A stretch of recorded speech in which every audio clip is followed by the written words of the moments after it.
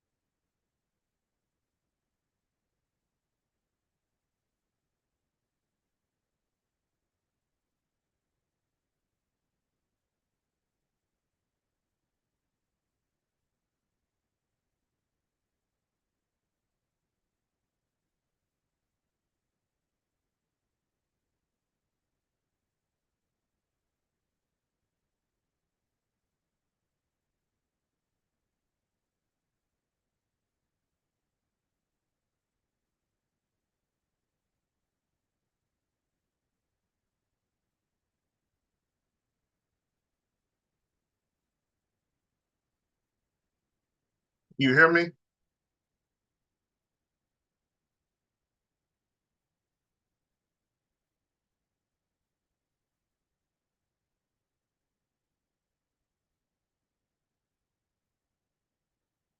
Dwayne, can you hear me?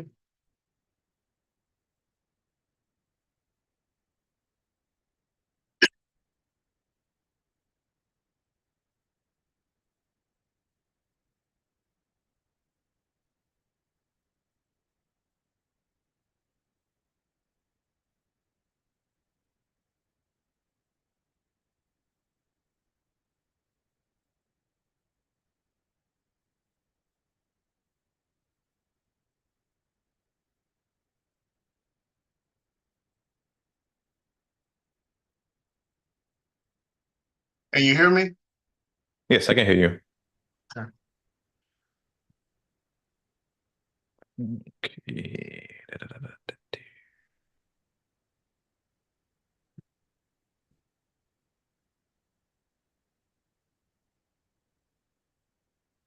Just one more minute and we'll start.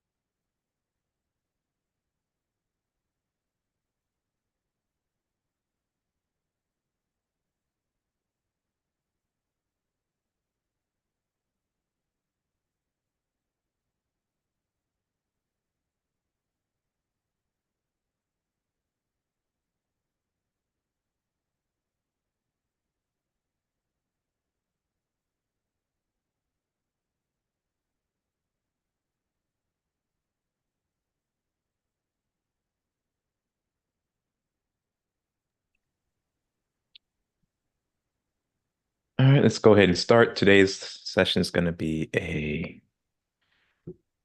well, could be short, could be long, all depends on questions we get from the audience. Are you going over the diagrams today, or Yes, I have um you have all the m- ones? I have most of them. There's like two or three which were like illustrations I couldn't find, but so I looked for substitutes. Okay, I mean, you could have asked me. I probably have it somewhere. I have most of them.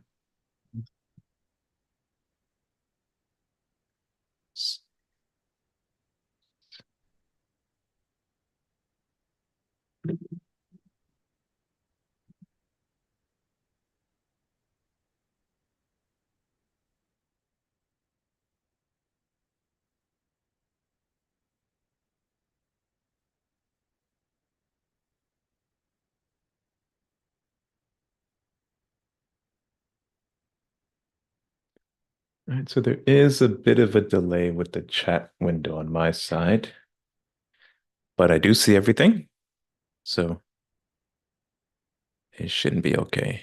It should be okay.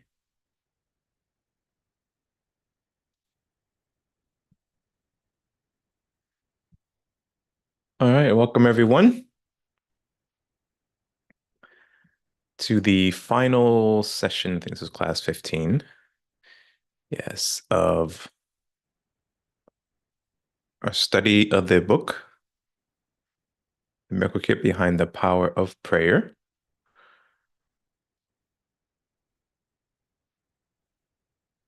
Let's open up with prayer for spiritual workers, and then we'll move into announcements, and then we'll get into today's review session. Prayer for spiritual workers.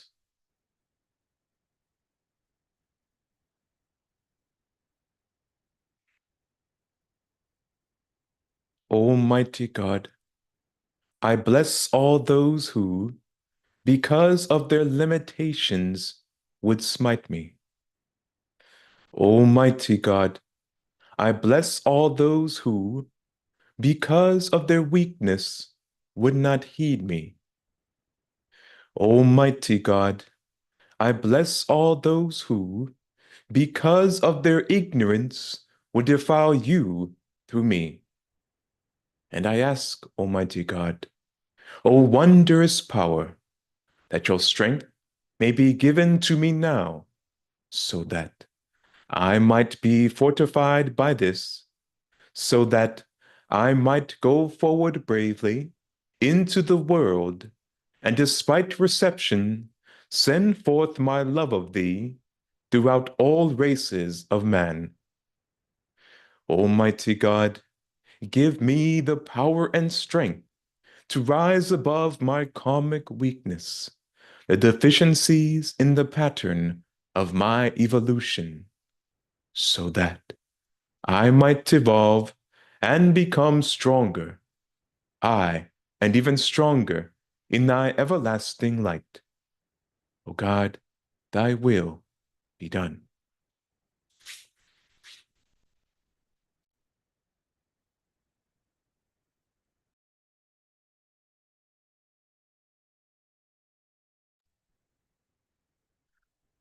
All right, welcome everyone. Mentioned earlier to our review session, our review and Q&A session, which would round out and complete our series on the study of the new book released by Mr. Nehemiah Davis, The Miracle Kit Behind the Power of Prayer, the mystic knowledge of manipulating the subtle cosmic energies of prana through prayer techniques.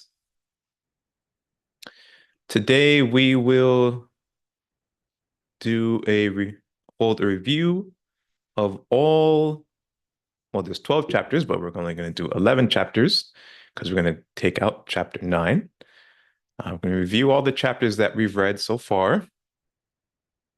As I also mentioned earlier, I have gone back and found most of the illustrations and diagrams that were included in the book, but were not clear during our reading. So we'll go chapter by chapter. We'll go through the detailed table of contents, and we'll go through each section, briefly discussing each topic.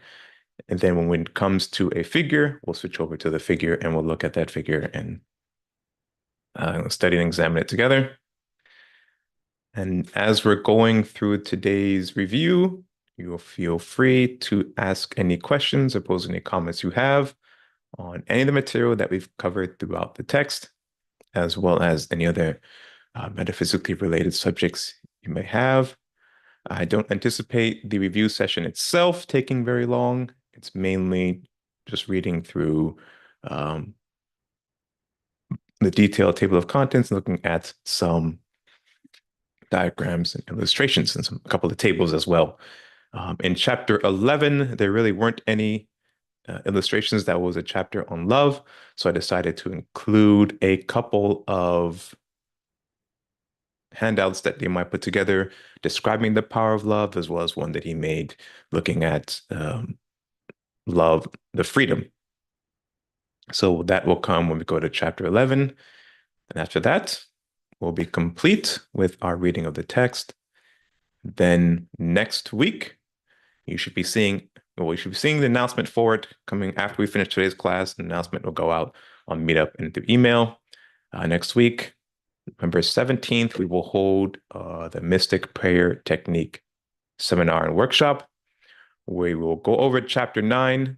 I may not read the entirety of chapter 9 at the seminar. It is a long chapter, but it does go over in detail the mystic prayer technique. So I haven't quite figured out how I'll do that, but it'll be held at Florida International University. And in the meetup announcement and in the email, you will see exactly which room we're holding it and a map of the campus and instructions on how to reach Florida National University and the particular room. There'll also be contact information in the announcement. So in case you need help being directed to the room which we're meeting, you can give us a call and we'll be able to meet you in the parking lot in the parking garage and come walk you into the room. So do stay tuned for that.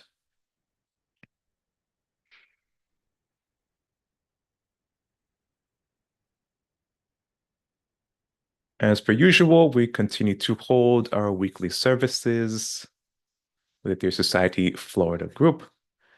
You can find information about that on MeetUp. Our sessions are held both in person and online via Zoom. So if you go to MeetUp and look for South Florida Society group, you should be able to find more information about that. So I will be kind of hopping back and forth today between, as I mentioned earlier, I'm going to use the detailed contents as kind of our guide. And I've also prepared most of the figures and illustrations.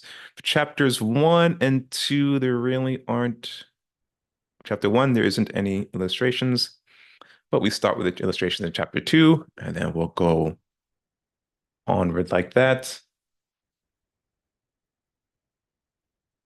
My chat window is a bit delayed because I was having some issues launching it when I was activating the live stream, but I do have it here with me.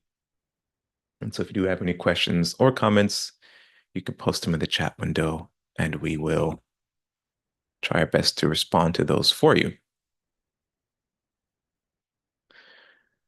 And so before we begin today's session, do we have any questions or comments?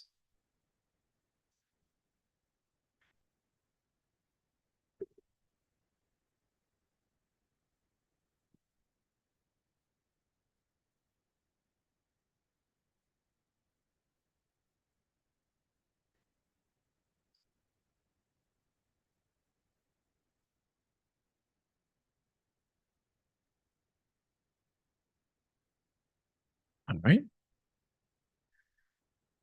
Then let's go ahead and dive into these detailed comments and begin our review session.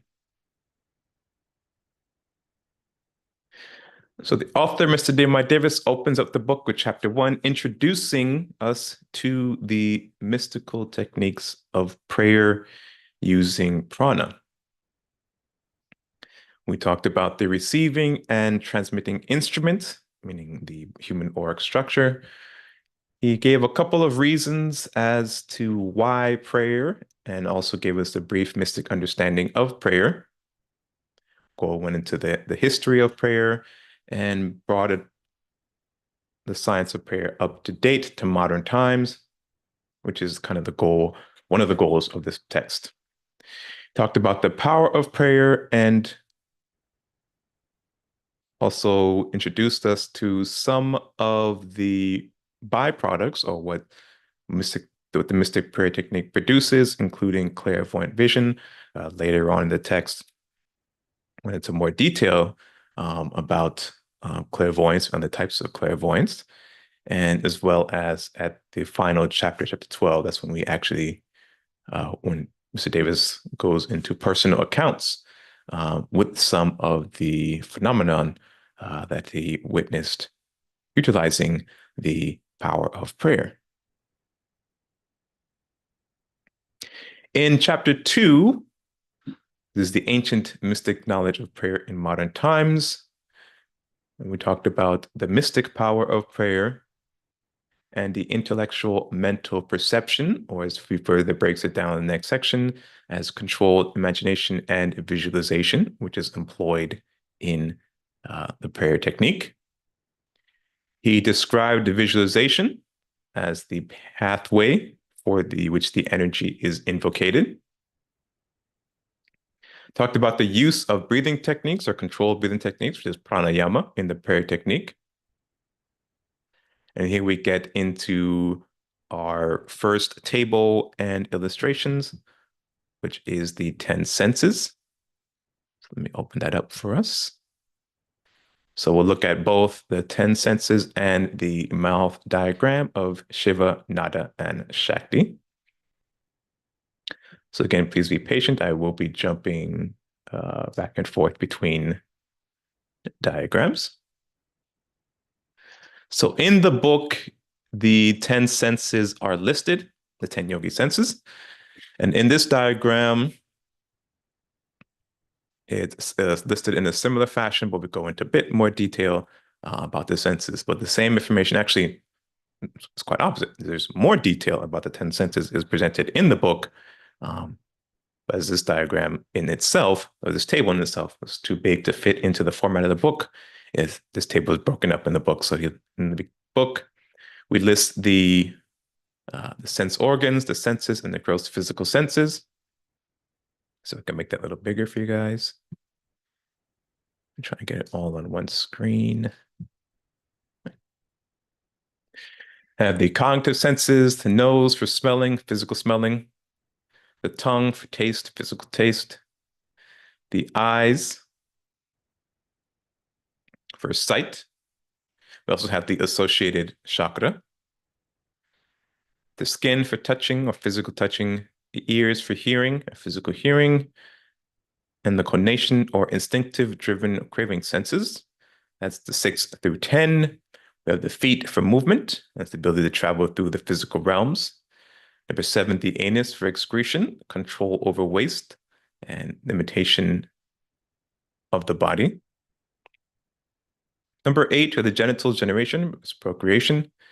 Number 9, hands grasping, manipulating for manipulating external objects, and the voice for speech, for physical communication. And then further on, the subtle physical, astral, and etheric level of the senses is discussed.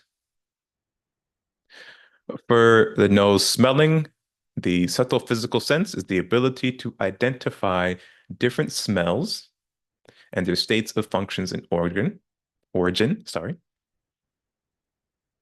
Psychic smell, their sentience, the ability to smell and sense the actions of the past, present, and future within at least 2 realms of existence. That's on the astral level.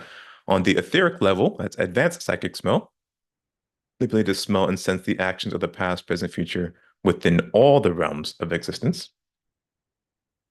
For the tongue, or taste, we come to the subtle physical sense. And the subtle sense of taste will give man the ability to identify the ingredients of food by taste. The psychic taste is the power over the physical and astral manifestation of taste. And the advanced psychic level of taste is the ability to level consciousness in 2 realms of existence. For the eyes or sight, we have the subtle physical sense of the detail and precise vision into the present and past situations, the ability to detect objects unseen on the physical plane.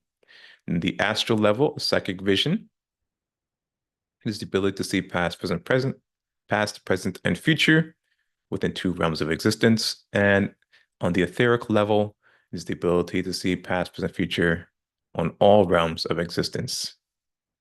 The skin or touch It allows man to examine the object through touching using all other senses. That's the subtle physical aspect of touch.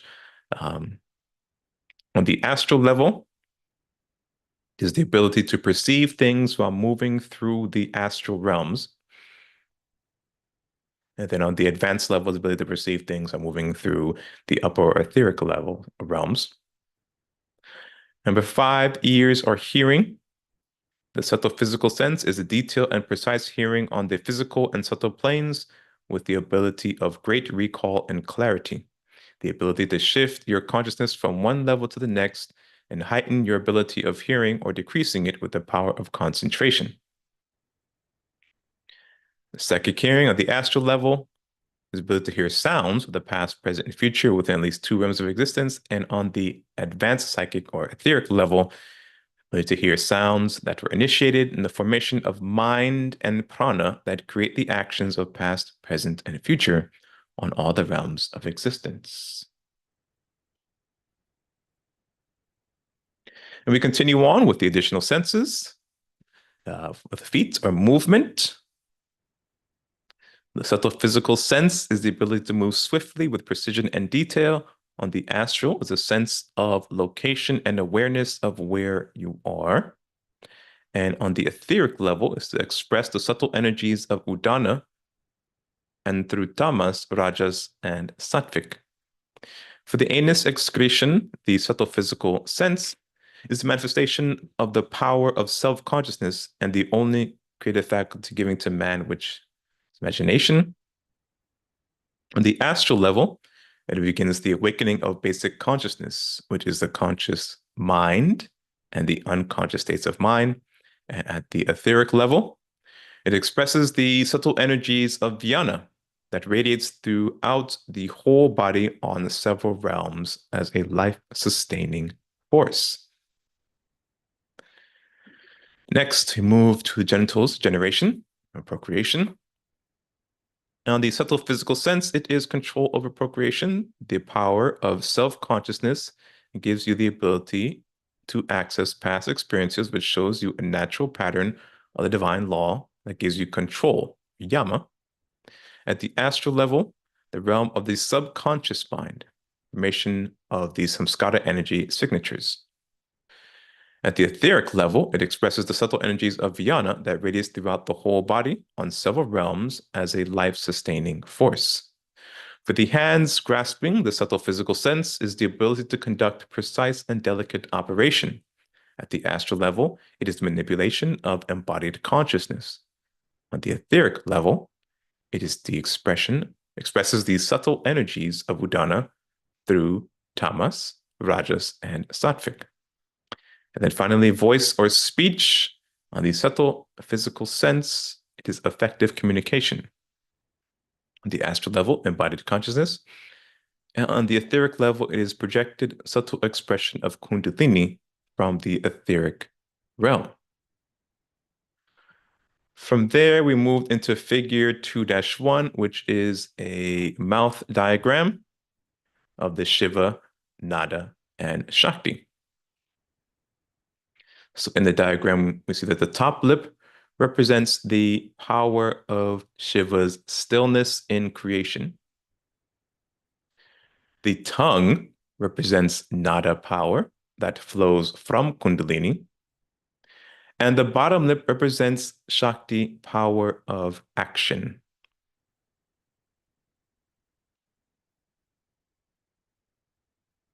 Okay.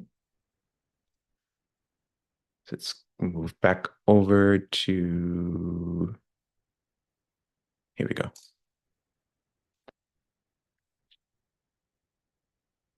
So after we looked at the mouth diagram of Shivananda Shakti, we talked about the directed and controlled emotions in the expression of speech, mantra sastra. We moved to figure 2-2, which is the mapping out of the 10 senses and 10 sense organs. We looked at the yogi recognized 10 senses and associated sensory organs. And then we looked at figures 2-3 and 2-4, which are the impurity traits, the lower 3 chakras, and Raja Yoga, the 8 limbs of yoga, respectively. Let's take a look at those. And again, as I'm going through this review, do feel free to pose any questions or comments that you have in the chat. Again, this is both a review and a Q&A session. So do chime in with any questions or comments that you may have. So in the book, we had these 2 illustrations. Actually, we had this one, and I don't remember if we had this one. But looking at the mapping out of the 10 senses. So we had number 1, zoom in a bit more. Sight or visual perception of items. It allows you to experience the item's presence and their visual description. See number 1 here, pointing to the eyes. Number 2, pointing to the ears, which is hearing, or perception of sound. It allows you to experience the conscious thoughts/mental expressions of another person or object. Number 3, pointing to the nose, it's a smell or perception of odor. It allows you to connect with an object or person through the odor or scent that is expelled from their being. Number 4, pointing to the mouth, we have taste. Taste is the perception of defining flavor and the ability of experiencing something through blending one's self with it through the tongue, and through the tongue, a sense organ. Number 5, touch, and pointing to the skin. And touch is the sensory perception of experiencing the physical state of another object through the skin, a sense organ. And then now, number 6, we come to the sets of illustrations and below the first. Number 6 is speech, and is referring to the mouth area. Speech is a known additional sense. It is the ability to translate consciousness and thoughts into the spoken words through the tongue, a sense organ of the body. Number 7, down at the sex center, we have generation. Generation is a known additional sense which builds the attraction to the opposite sex and is the sense organ that it operates from. It is the genitals and is the instrument for procreation. Number 8, at the anus region, we have excretion, and is a known additional sense. It is the ability to translate consciousness and thoughts into the spoken words through the tongue and sense organs in the body. Well, that's not correct. Number 9, grasping. Look at the hands. Additional sense is the ability to pick up objects that the consciousness perceives. The hands are the sense organs for grasping. And then number 10, the legs and the feet, as well as the hands and the head. As movement, this additional sense is the ability to move through the physical realm with the use of the sense organ of the feet. Then from there, we moved into the impurity traits of the lower 3 chakras. And this should be a familiar diagram to everyone, as we've seen this one and other permutations of it multiple times throughout our studies and many classes. This diagram illustrates and represents the impurity traits of the 3 lower chakras, namely the base of the spine chakra, the sex chakra, and the solar plexus chakra. The auric body holds the energy signatures of every thought, word, deed, and experience you have ever lived through. These character impurities are the buildup of energy residues from the thoughts and actions of countless reincarnations on the physical and subtle worlds. These energies residues have settled or embedded itself within the several layers of the auric bodies. The auric body is that subtle envelope of the soul that moves man's consciousness from one incarnation to the next. The auric body holds the energy signature of every thought, word, deed, and experience you have ever lived through. The residue of these experiences express themselves as personality characteristics that show themselves as desire, anger, greed, delusion, pride, passion, and hatred. These personality characteristics or characters can be described as energy configurations that make up the outer envelope of the auric body and that have the ability to lock mankind into the realms of rebirth, samsara, wheel of death, and birth. One of the great powers of mantra is to move, form, and shape cosmic energies into subtle or gross forms of matter, whether it be a passive or an active type of energy. This outer shell of the auric body, which is referring to these layers, so we're looking at the most outer or most valence layer, they're going to move inwards. This outer shell of the auric body interacts with the natural flow of the mental and vital energies of the chakras, which governs and calibrates all energy in the auric subtle bodies and physical body.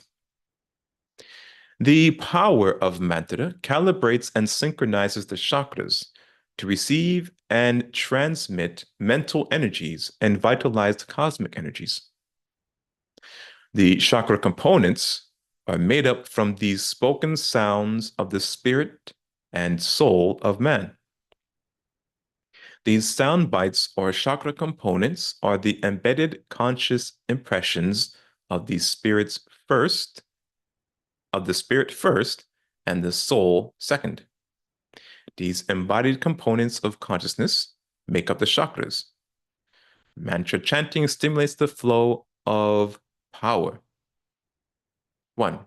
The stimulation that occurs from mantra, repetition, japa, can be described as clearing a pathway for pure mental energy and pure cosmic energy by throwing off and burning up personality characteristics that has contaminated the auric body. And we'll list those characteristics in a bit. Number 2, the soul of man's consciousness is expressed and manifested in the power of Kundalini. In fact, we are taught from the teachings of Tantric Yoga and Kundalini Yoga that the power of Kundalini is manifested throughout the subtle and physical bodies with the use of sound vibration that is emitted from the dormant state of Kundalini located at the base of the spine chakra. The birth of man's consciousness and the birth of the 4 aspects of sound all came from the dormant power of Kundalini. Later on, we'll get into more detail about the 4 aspects of sound, because there's actually included in a illustration later on in the text. So for the impurity traits of the 3 lower chakras, starting from the bottom, moving up, we have at the base of the spine, the Muladhara chakra, desire, anger, greed, delusion. Moving up to the sex center, you have pride, attachment, hatred, passion, malice, jealousy. And then up at the solar plexus center, we have the impurity traits of selfishness, fear, envy, lust, laziness, possession, deceit, revenge, guilt, and cravings.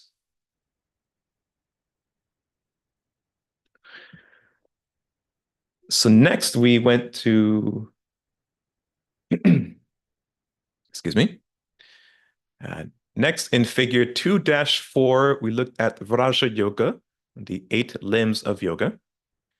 We introduced it, actually, the 8 limbs of yoga. And then later on in the text, a more detailed and exhaustive treatise is given on Raja Yoga. Now, this wasn't the exact diagram that was used in the text. Actually, in the text, it was just listing the limbs, like yama, niyama, asana. In the text itself, it was expansion of those limbs. Whereas, for example, here, yama, restraint, and then we talk about the control, restraint from anger. Now, before I go into that, we have a question here. Welcome. And the question states, how to remove negative experiences of this life from the auric body.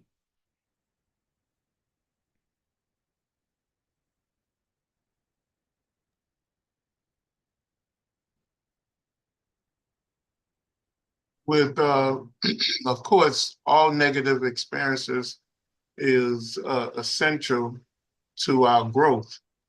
So what we want to do is transmute those negative experiences into knowledge and understanding, raising that action to a higher level that propels our forward movement in incarnation and reincarnation and reincarnation to incarnation. So it's not necessarily removing it, it's transmuting and raising that energy to a different level. Remember, energy is never destroyed. Negative experiences is energy, and it embeds itself inside your aura as megabytes of energy, whether that's negative energy or positive energy. And what you want to do is raise that energy, transform that energy to a positive, usable energy to push you forward in life. So it's not necessarily about moving negative energy, it's transmuting that energy to a higher level. That's one of the great lessons that Dr. George King gave us, and Mars Sector 6. I would tell you to read the 9 Freedoms for greater understanding after you have gained a basic understanding of karma and man's constitution. It is essential to read the 9 Freedoms and listen to his lecture tapes on these things. Hope that answered the question.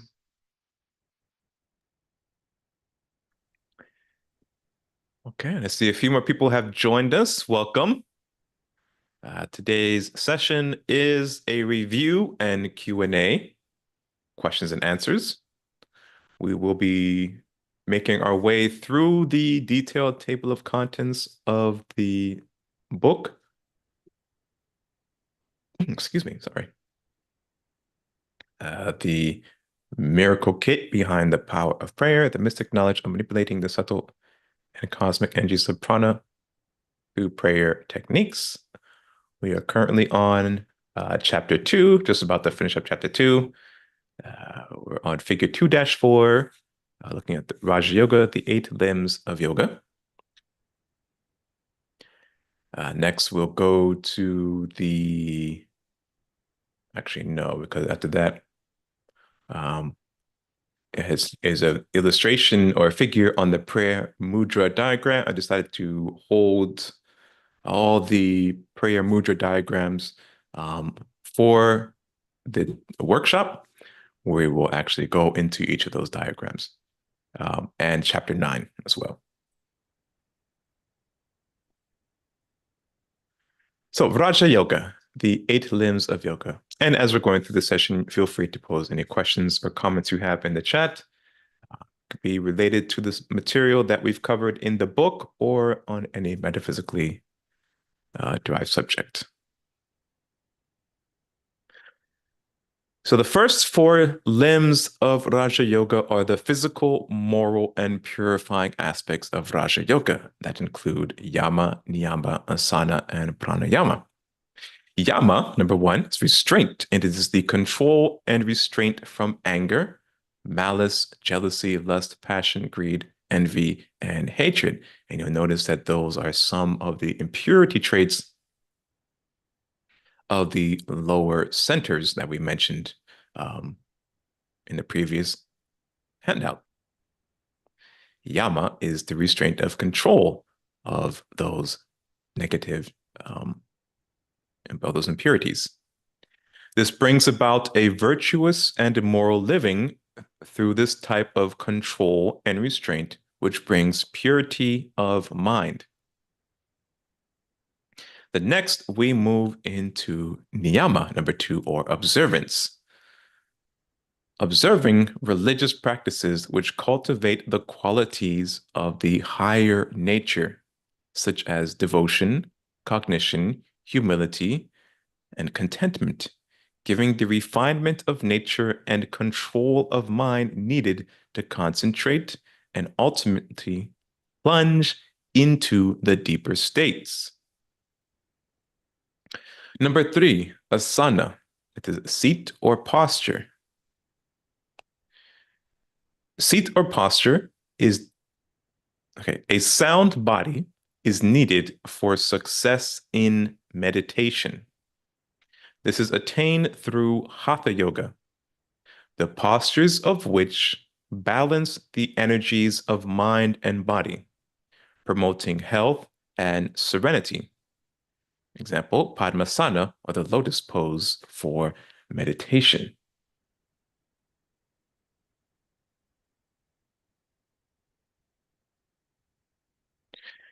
Okay. Number four, pranayama, or energy control. This is a technique for mastering the life force within the body. Through regulating the breath, we influence the subtle energies, pranas, that make up the foundation of our total physical and subtle existence. The next four limbs are the mental, psychic, and spiritual aspects of Raja Yoga. Number five, pratyahara, withdrawal. The practice of withdrawing consciousness from the physical senses first, such as not hearing noise or not allowing the mind to respond to the sensory perception of white noise that have crippled our higher senses of the mind. This is these things that hinder us while trying to concentrate, contemplate, or meditate. Number six, dharana, concentration.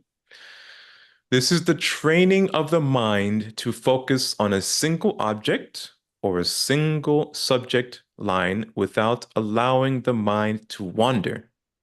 By obtaining a level of concentration, of directing the mind down one channel of thought, the student elevates his consciousness above the normal levels of operation. Number seven, dhyana, contemplation. This is a result of intense and prolonged periods of concentration, which brings about the ability to read embedded subtle mental information within the object or within the auric field, or subtle magnetic mental field of the object.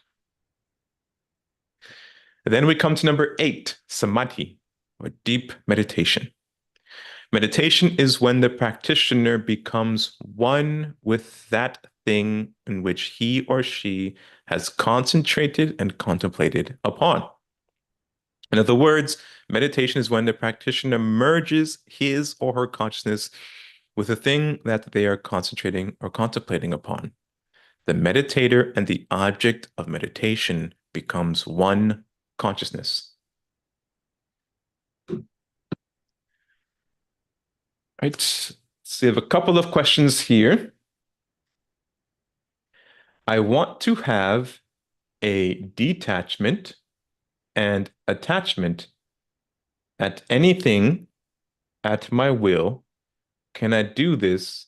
And if yes, then how? So I think the question is asking, I want to be able to attach and detach to anything at will.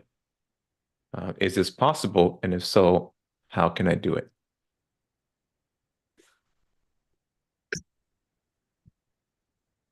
This is done through concentration and contemplation. So the techniques of concentration, contemplation allows you to detach and attach, and also education. So you must educate yourself in the metaphysical laws of karma, and just plain metaphysics. I mean, not the, find a pathway, and go down that pathway and try to stick, as Dr. King said, as also as Swami Vivekananda, Swami Sivananda, try to stay to the traditional metaphysical teachings, and make sure that any so-called new metaphysical teachings is attached to the traditional metaphysical teaching. It should always show itself, which you will notice as you study and practice concentration, where you direct all your thoughts down one uh, direction. And when you can do that, you become you turn the whole mental body into a magnetic uh, vessel that can attract information, understanding to your auric bodies, and you can take advantage of that.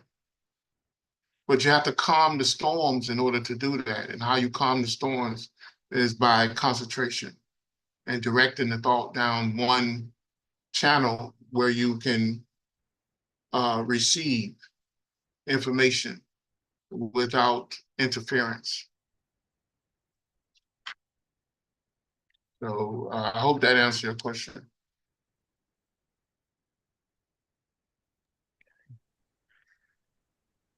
And the second question reads, how can I attract good people to me? Is it through raising my own vibration and consciousness or not?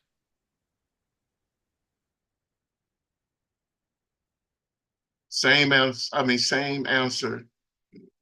When you educate yourself, when you do your practices, and you change your actions under doing your practices, because applied knowledge, your practices is applied knowledge, and it begin to transform your mental bodies, your mental outlook, your physical outlook. And the right people will come in your orbit. The wrong people will be repelled from your orbit, and and without you doing any conscious thing, these things happen.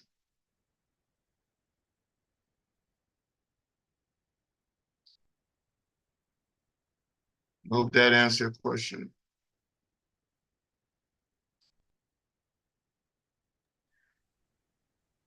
And anatomy, there's also a lecture given by Dr. George King called How to Enhance Your Personal Magnetism, which goes over everything you might just talked about. It's a 50-minute long lecture that you can find on the Ethereus Cloud.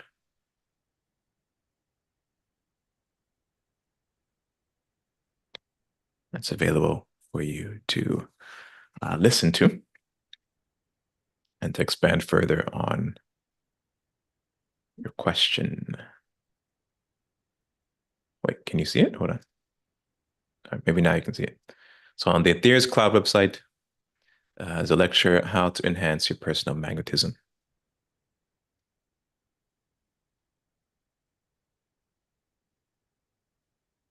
Okay, good, guys. Keep the questions coming, and we'll continue our review session, as well as responding to any questions that you may have.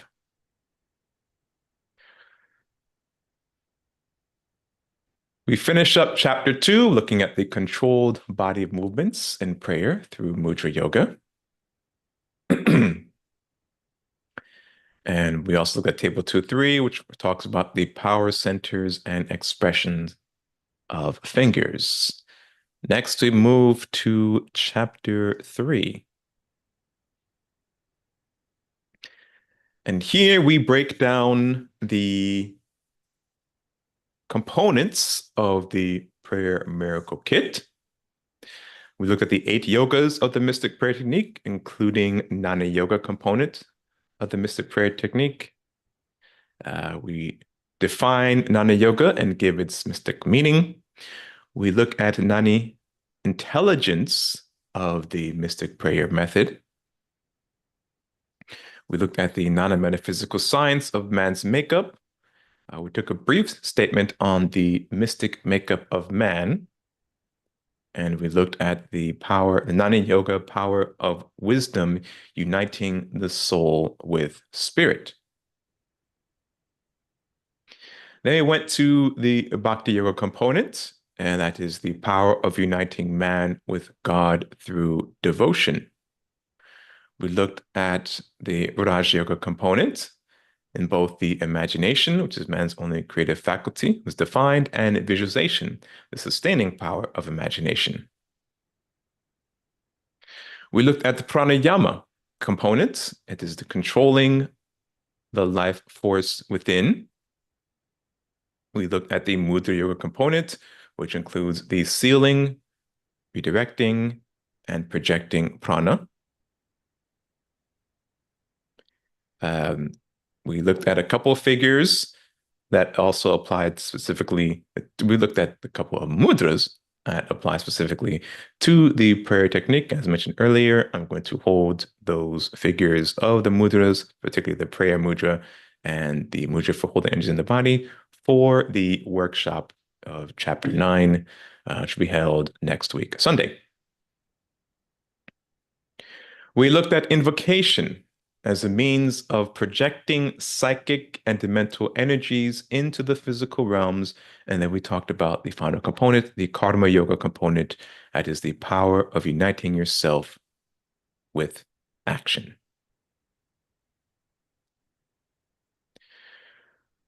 We jumped into chapter 4, which takes us to the cosmic level and then brings us back down to the solar, planetary, terrestrial, and human levels.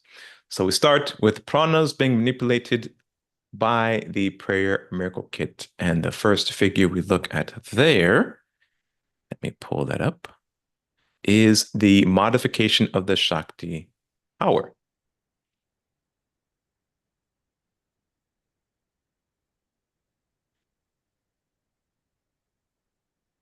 Oh, wait, I skipped one, didn't I? I skipped the energy centers of the hand. We come back to that again later. Where is it? Modification of the Shaktis. That should be this one. Yes. Modification of Shakti power.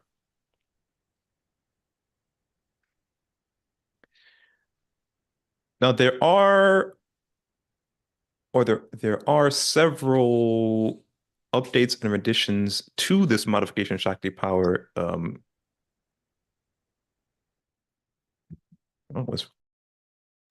Here we go. Now, throughout the years, Nehemiah has made several modifications to this, or not some modifications. He's made multiple diagrams illustrating this idea of the modification of Shakti power to help us understand. So, So you may have seen this same modification of Shakti power, but in many iterations throughout the years, as you've been attending our classes or watching online. But this is the illustration that was included or diagram was included in the book. So this is one we're going to use today.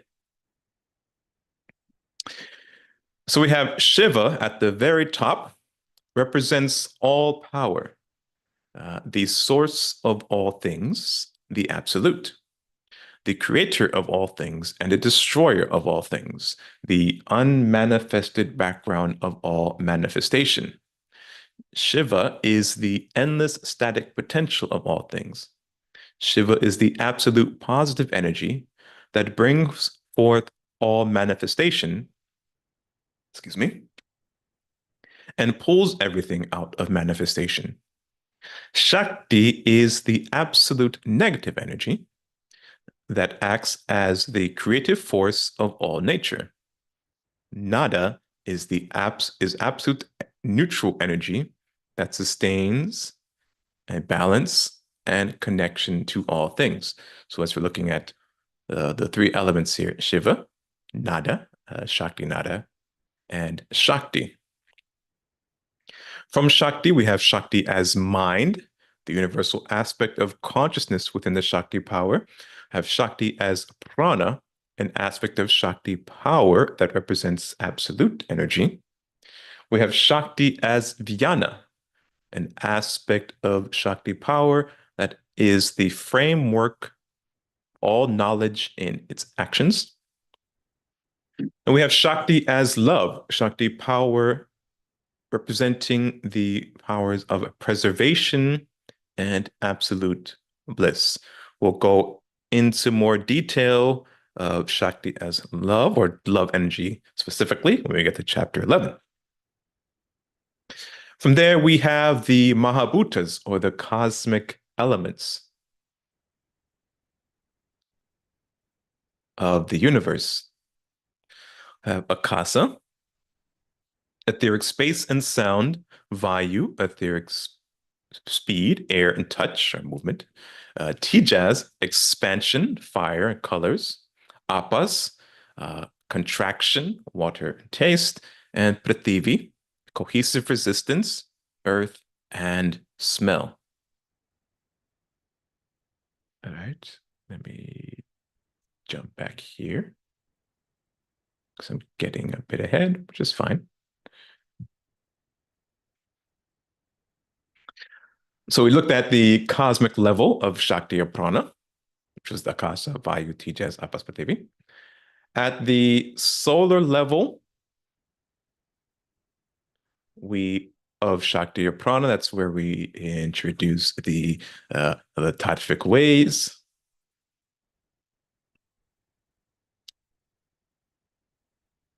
So let's take a look at that in the same illustration.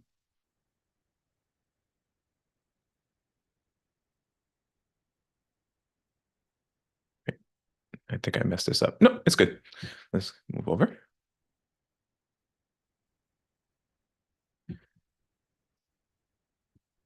So at the solar level of Shakti Prana, we have 360 tattvic rays. And this is showing us the breakdown of those 360 tattvic rays. You have 64 tattvic rays for manas at the Ajna chakra, 72 tattvic rays, Udana, Vishuddha chakra or the throat center, 54 tattvic rays, Prana, Anahata chakra, the heart center, and 52 tattvic rays for Samana, the Manipura chakra, the solar plexus center, 62 tattvic rays, Vyana, Svadhisthana chakra, the sex center, and 56 tattvic rays, Apana, at the Muladhara chakra.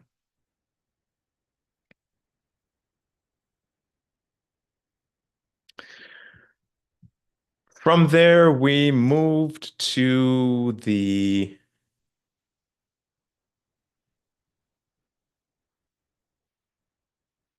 soul level Shakti, the flow of Shakti to Earth. which was that particular illustration I could not find. We looked at the Mahabhutas, or subtle cosmic elements of the universe. Then we also looked at the petals, the tattvas, the sensitive matter, and the krantinats. We moved to the terrestrial flow of prana, earth flow, and this one is a bit of a big one, so I'm going to try and fit it all into one page, like so. So we looked at the positive and negative flow of pranas. In the book, you just see half of this illustration. Well, you see the illustration, but it doesn't have all the arrows. I think in the book, Nehemiah simplified it to make it easier for us to follow. But we have the positive flow of prana travels east to west. All right, so you have east to west, which is this area here, arrow here, sorry, and north to south. So from the north to the south, you have this arrow going down here and here.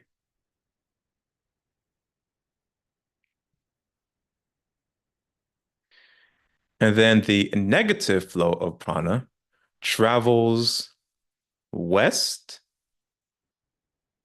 to east.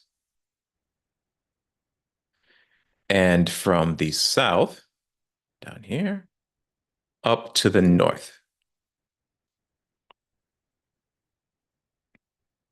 All right, so that gives you an idea of why we are instructed to face the east when we're doing our practices, as well as performing the mystic prayer technique. And we'll go into more detail about that at the workshop.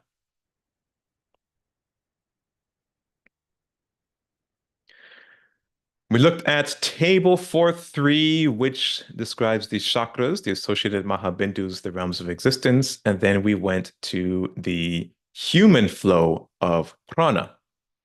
There's the major and minor pranas. And we looked at figure 4-4, which is the major pranas within the body. So let's take a look at the major pranas. You see illustrated here. We have two ways where it's represented. You have the differences in this illustration here on the left-hand side. You have the breakdown of the lines in black and white. We have one representation for Udana. This is the throat, head, arms, and legs. Other type of representation for Prana, and then for Samana, and the center region here, Apana, and Vyana, which pervades the entire body, as well as on the right-hand side, a breakdown of those pranas. So the 5 major pranas within the body. In the subtle human structure, there are 5 major pranas that have a distinct flow and pattern of operation. These pranas travel through the nadi system, which are 242,000 lines of force charged with positive and negative energies that are distributed throughout the subtle bodies, giving life and consciousness to all levels and parts of the subtle bodies and gross body. The following are brief directional flow of the major pranas and its operation. One second, I need to check something really quick. Okay, good. All right, and anatomy, I see your question.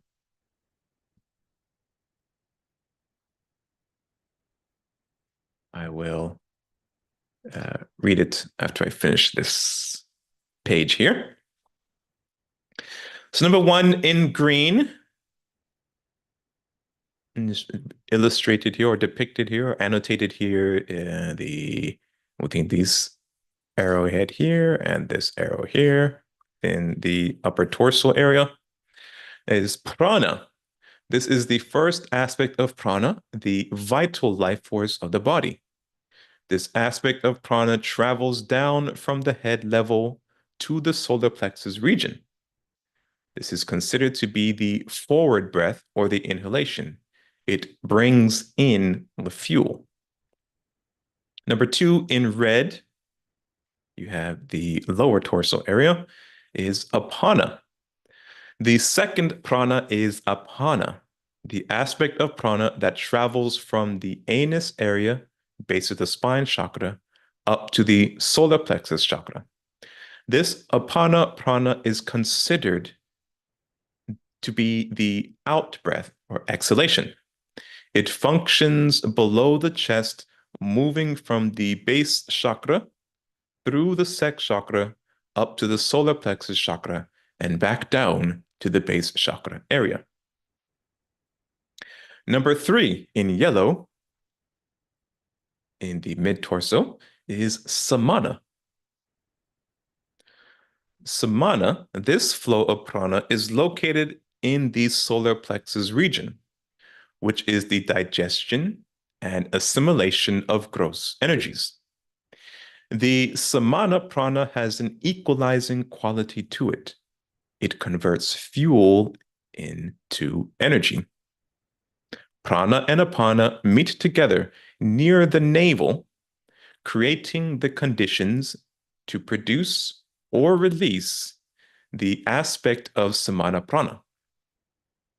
It helps to regulate the interchange of these two forces at their meeting place.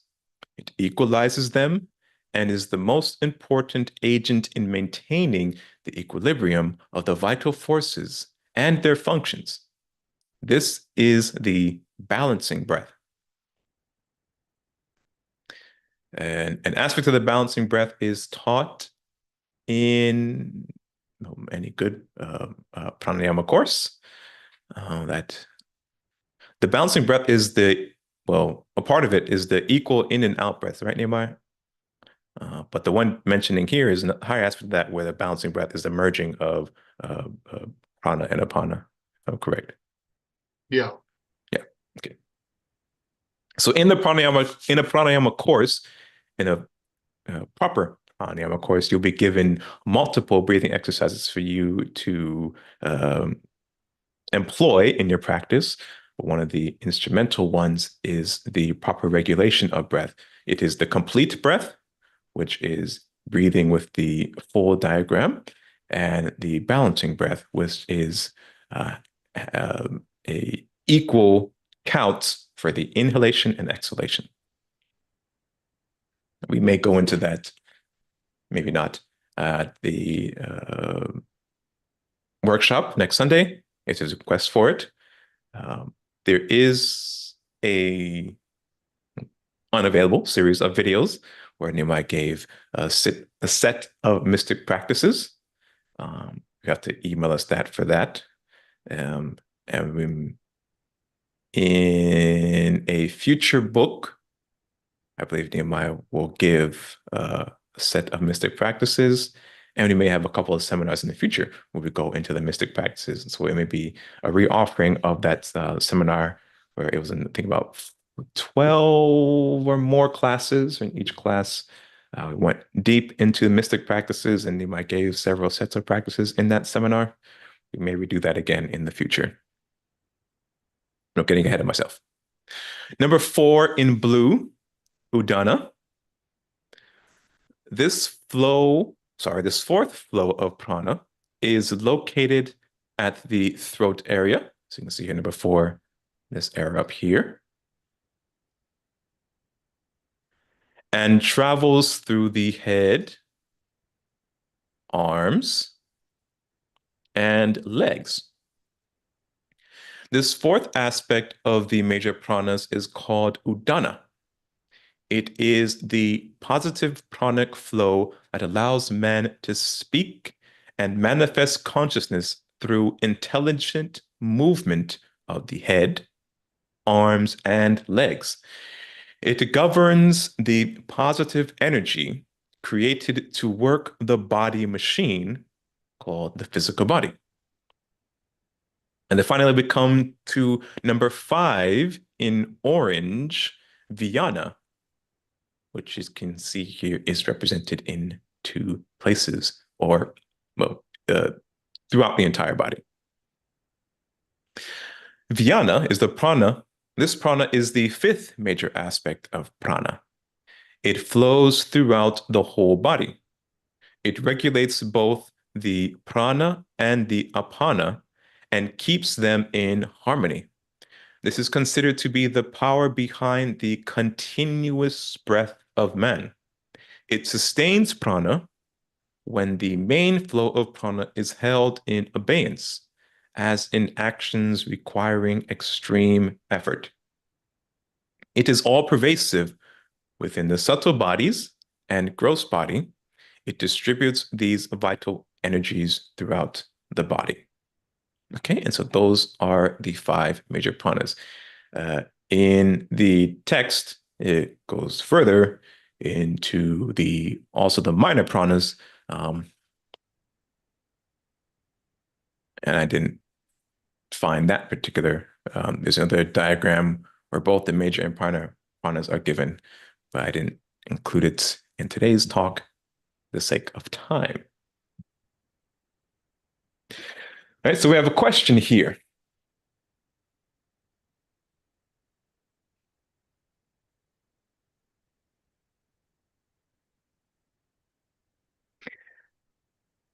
The question reads, I am fully energized and motivated, and suddenly one day I feel demotivated and sad while doing my practice. Where does this negative emotion come without any cause? Can you tell me about this?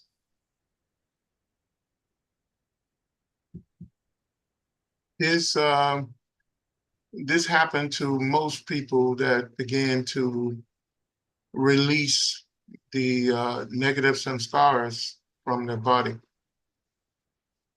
There can be multiple reasons why this happened, but this is one of the main reasons, I think. When they release the negative samskaras from their body craved those negative samskaras. And so samskaras is thoughts and false belief systems. Negative samskaras is thoughts and false belief systems that you have embedded in your aura and became a part of your character and your basic self over lifetimes. And when you begin to elevate your consciousness and take control over your physical movement and physical destiny.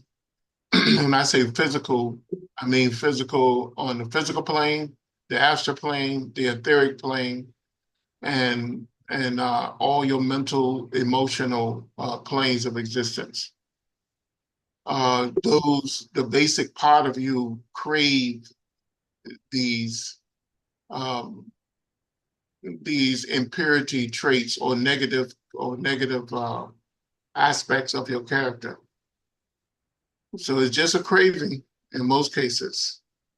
One of the ways to balance this off is through prayer, through regular mantra, through elevating your thoughts to other things.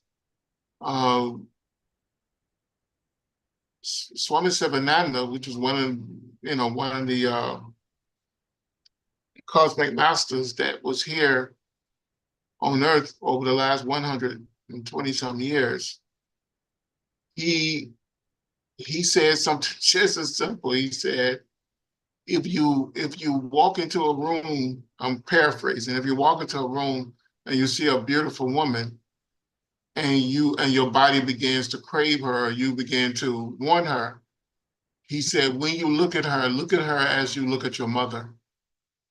Look at her as you look at your sister who you want to protect. See her for who she is, either a mother, a future mother, or someone's sister, someone that you will revere and have respect for. And it kills, it burns up, begin to burns up and remove those negative cravings for negative samskar or negative samskaras within you that need other negative some scars in order to manifest itself. And that's why they began to crave these things, because they need other experiences in order to control your basic self. I hope that answers your question.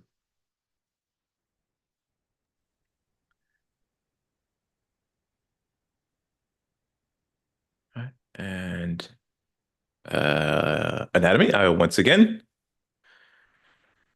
direct you to 2 lectures, exactly as Nehemiah was just talking about. Oops, sorry. From the Theor's Cloud. Dr. George King gave, it's a short but brilliant lecture on your basic self, your worst enemy.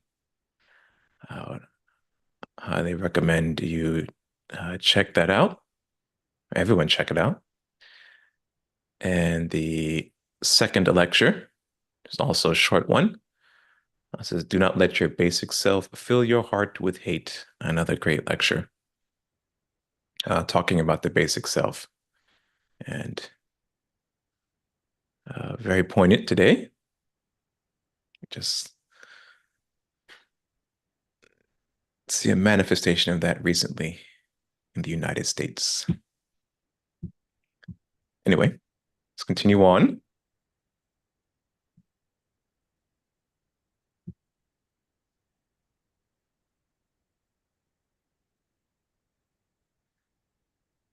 So there's one more in chapter 4.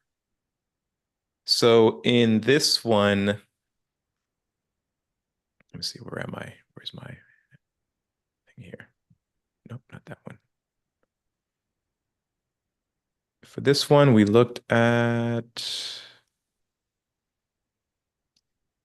here, right? Oh, see, now I'm completely out of order. Let's go back here. So the last one for chapter 4 was he had put an illustration, which I wasn't able to find, that particular illustration of the human body mental configuration of man's anatomy. So in that illustration, Nehemiah had shown the anatomy of the human body with the organs. I wasn't able to find that exact illustration, but this one came pretty close. And it was just showing the configuration of man's anatomy, the human body mental configuration of man's anatomy. And then he lists the organs represented within the major organs, all housed within the inner torso, and gave some explanation as how that corresponds with the flow of the 5 major pranas. And with that, we completed chapter 4. Oh. Next, we went into chapter 5. Before we go to that, we have a question from Elena. Welcome, Elena. And the question reads, what is the best way to practice pratyahara on a regular basis?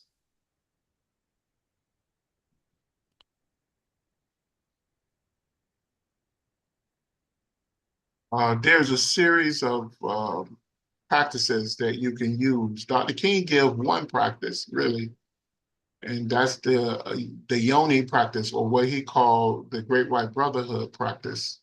And he tell you to do it, I think, once a day.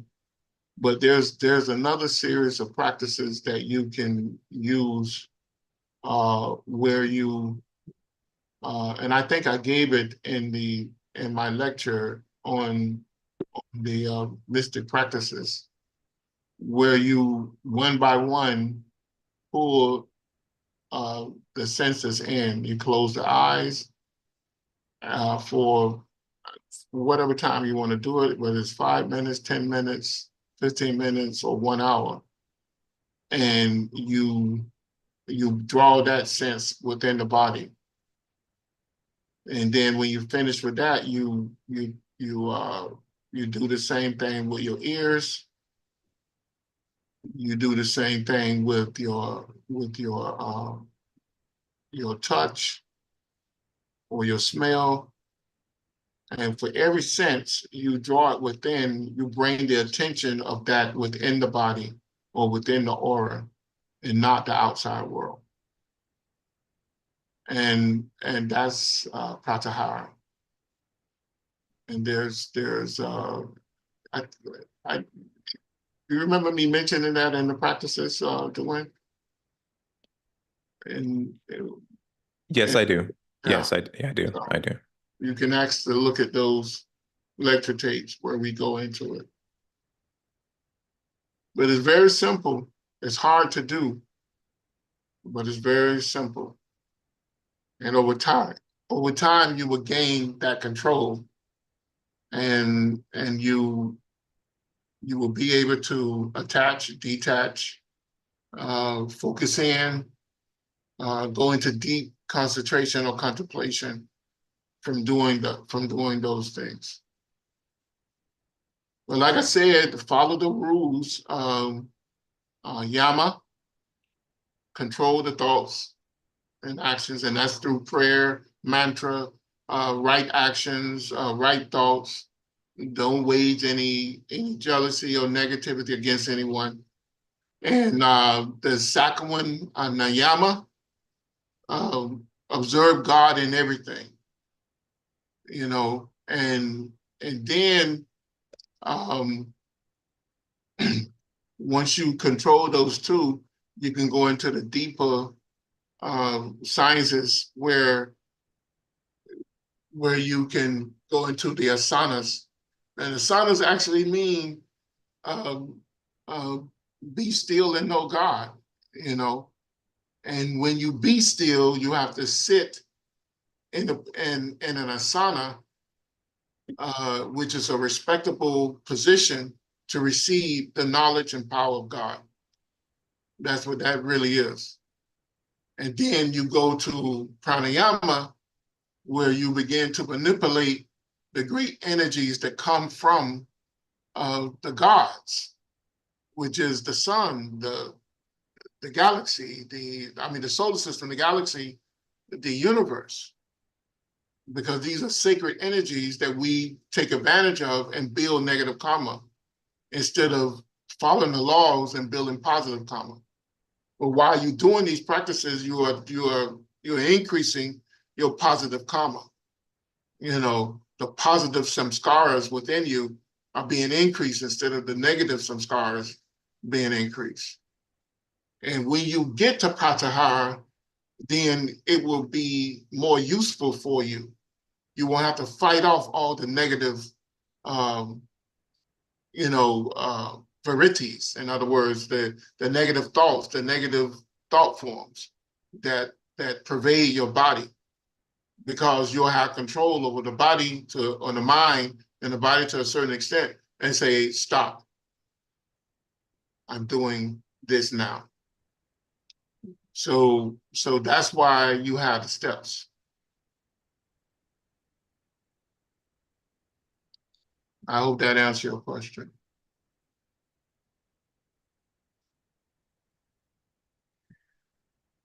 Okay, next question is, where can I get this book? So there are two primary sources. First is Amazon. You can go to Amazon and search for the Get Behind the Power of Prayer. Or to make it easier, you can look for the author, Nehemiah Davis.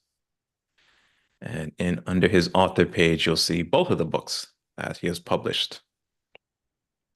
Get Behind the Power of Prayer the second book and this first book, The Ancient Language of the Soul, The Mystic Knowledge of Mantra.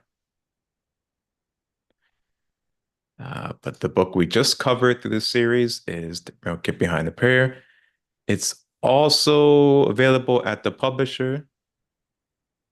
It's Libris, something like that. Here you can purchase it as an ebook, softcover, or hardcover.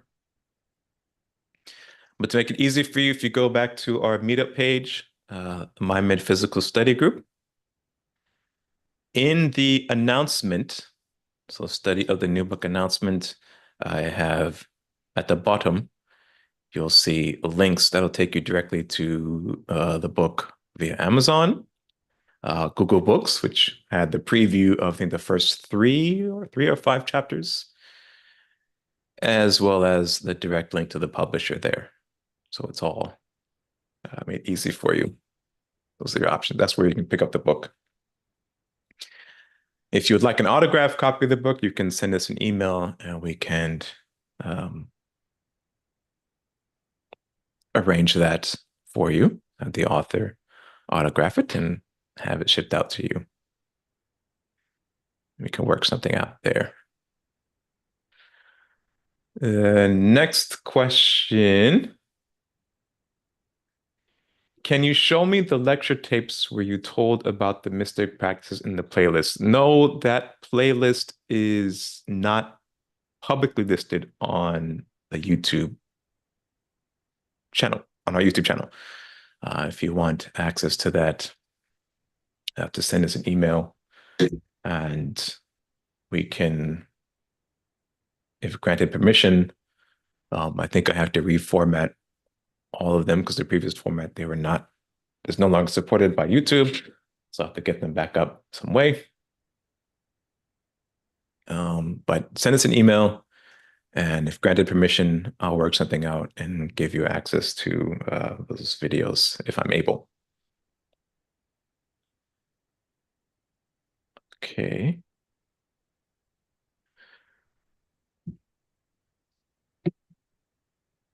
So that was the finish. That was the end. That was chapter 4.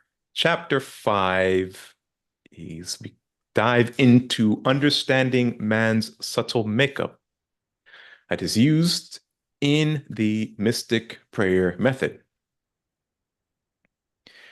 We started with the mystic constitution of man, which is we start from the spirit of man, the divine spark of God, the I am of man, then to the next level, the soul, which is the manifested consciousness of the spirit.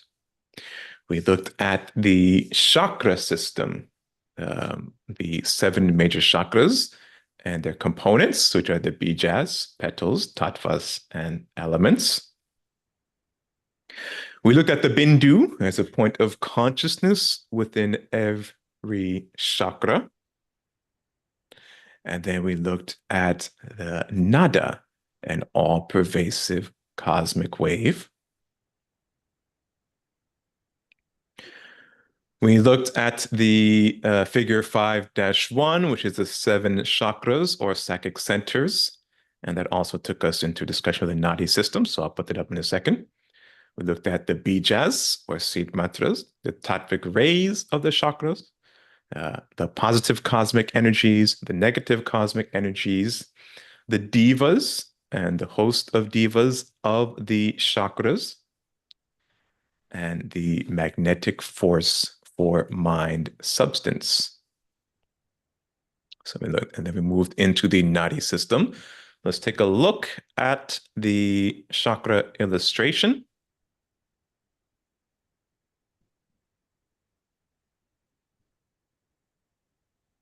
Let me close this so it'll be easier for me. No. Okay. Where is it here? So in this isn't the exact illustration that was used in the book, but I decided to use it because it also incorporates the nadis as well as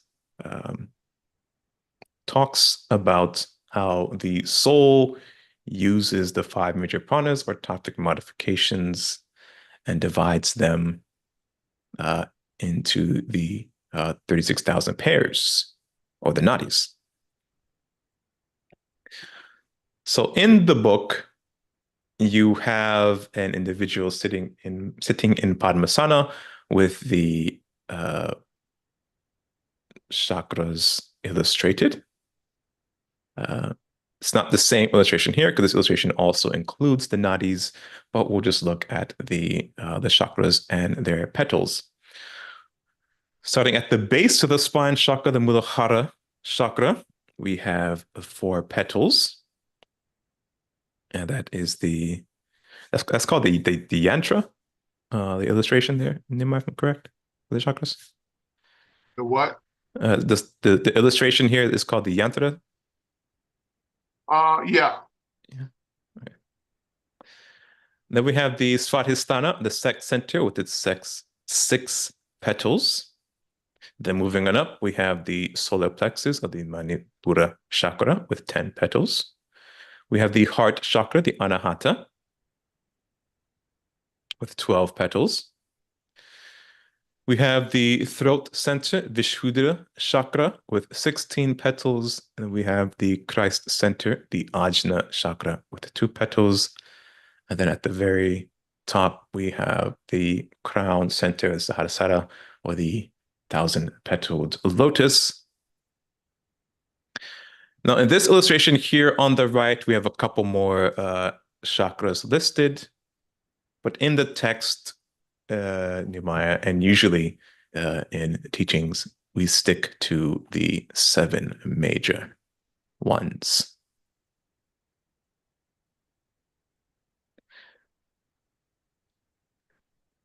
Excuse me. In table 5-2, we look at the English names of the chakras and their tattvic ray groups, which I don't have here. And then we looked at the 3 major or chief nadis, which is Ida, Pingala, and Sushumna.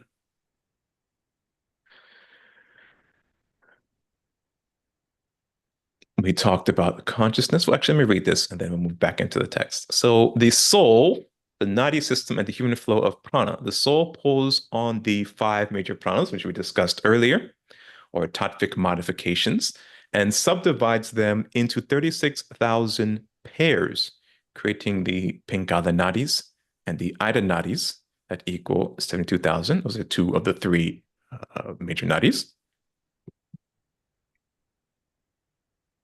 Wait, what are you? Are you guys seeing the book, or are you seeing the nadi system and the human flow of prana? Let me confirm that really quick. No, you're seeing the diagram. Okay, diagram, good.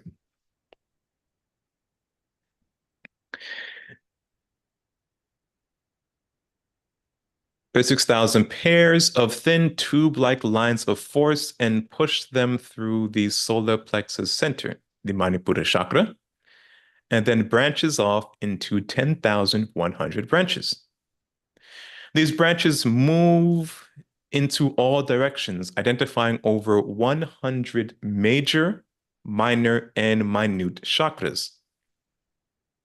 As these nadis branches off, they expand and become smaller nadis and greater in number until it reaches over 200,000 nadis. The 5 major tattvas, modes of sonic motions of prana, modifies into what is called the 5 major pranas, which are prana, apana, samana, udana, and vyana. These then modify pranas themselves, creating 5 additional pranas that operate on a negative pranic level, which gives the nadis its power for gross manifestation. Okay.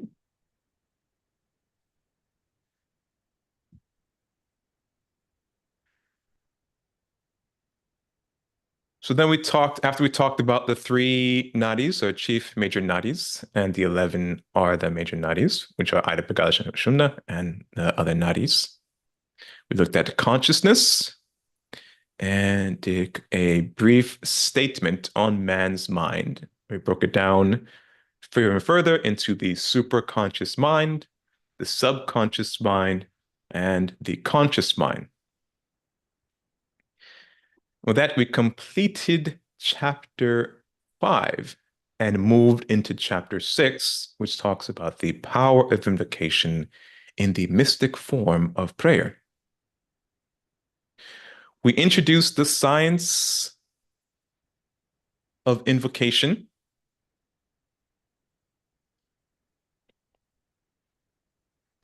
talked about the difference between speech and consciousness.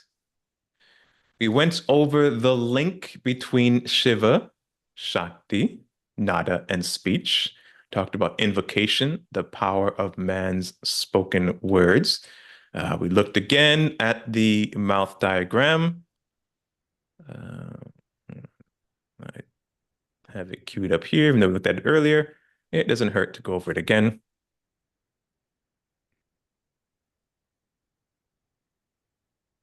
So I'll put this here.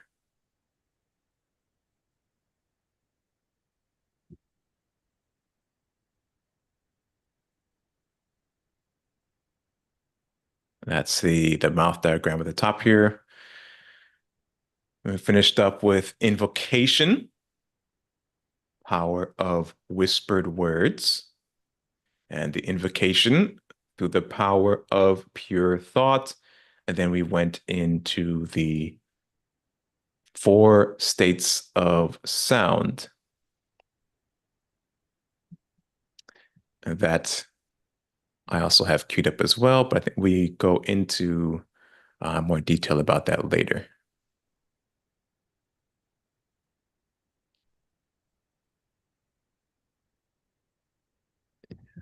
Let me close this so I don't confuse myself.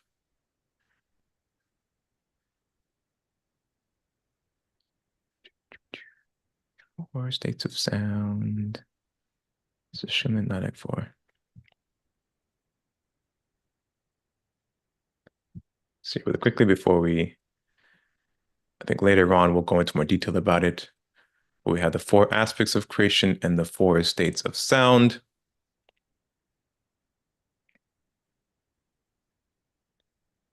Which will go into chapter 7. So we briefly touch on it in chapter 6 in the table and a bit of introduction about it, and then we'll go into more detail in the next chapter.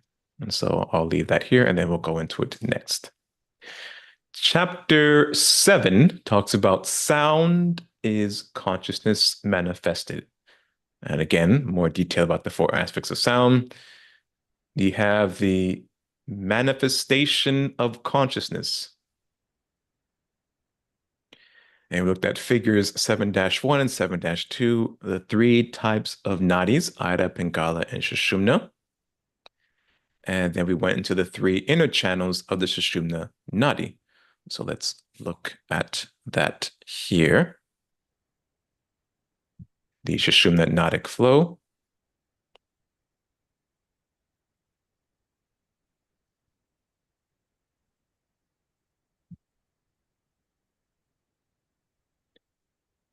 Let's zoom into that a bit.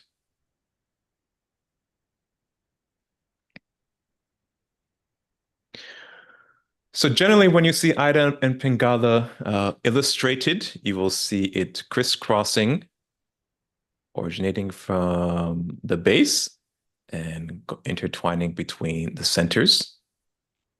But what you don't see very often is a discussion or illustration of the 3 inner channels of the Sushumna nadi.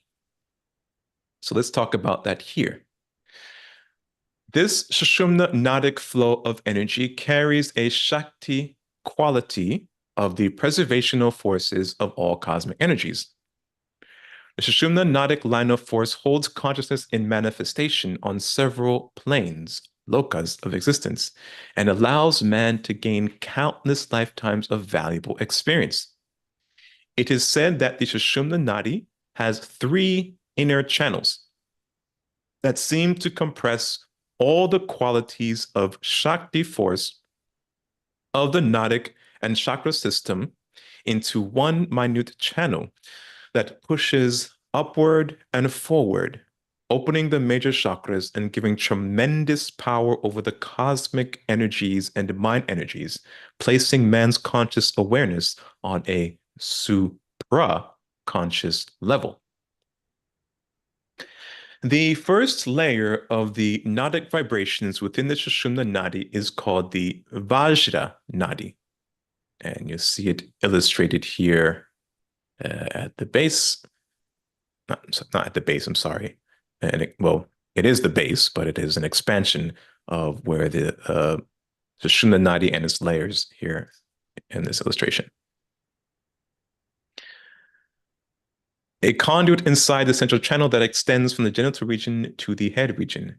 The Vajra is described as a hard substance like diamond, but lustrous with the light and power of thunderbolts. It is said that this layer of Sushumna Nadis, the Vajra Nadi, is the place where sexual energy, ojas, connects with the brain. Ojas is the highest form of base physical manifested energy in the human body, which is the concentrated form of semen. I apologize to some of you if I'm reading too quickly and it's difficult for you to understand. We have about 10 minutes left and we're only on chapter 7. So I have about 4 more chapters to go. So I do want to finish this in today's session, but if we don't get through it all, that's okay. The second inner layer of the Sushumna Nadi is called the Tritra Nadi, and that's this layer here inside the Vajra.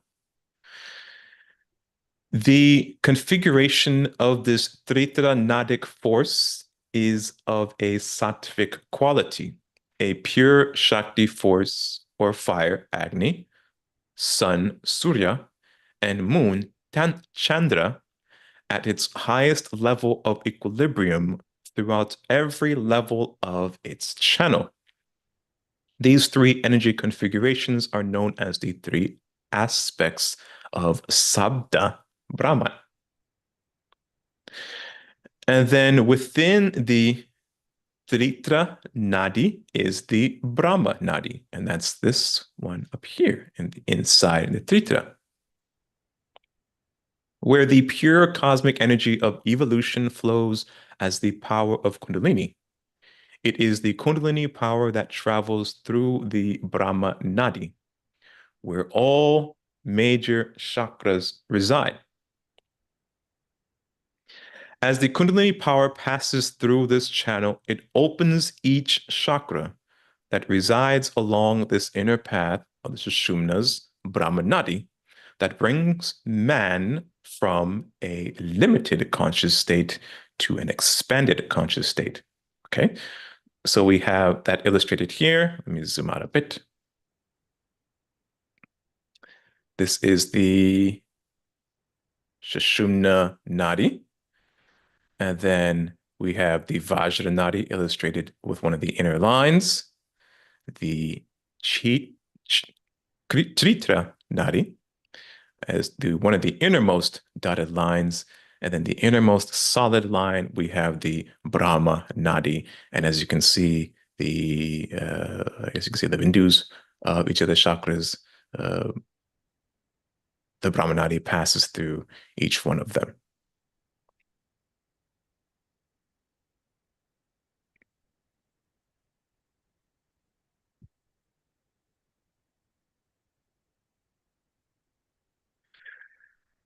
From there, we moved on to the nature of mantra.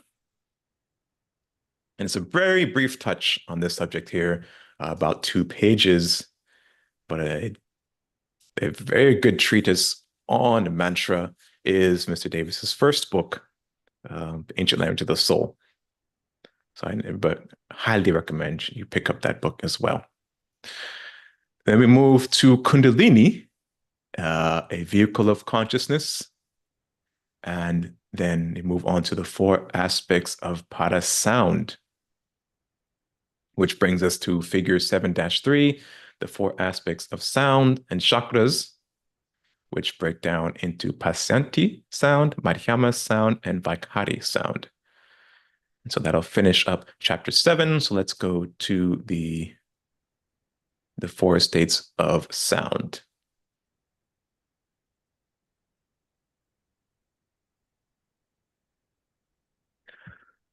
So I won't read the 4 aspects of creation.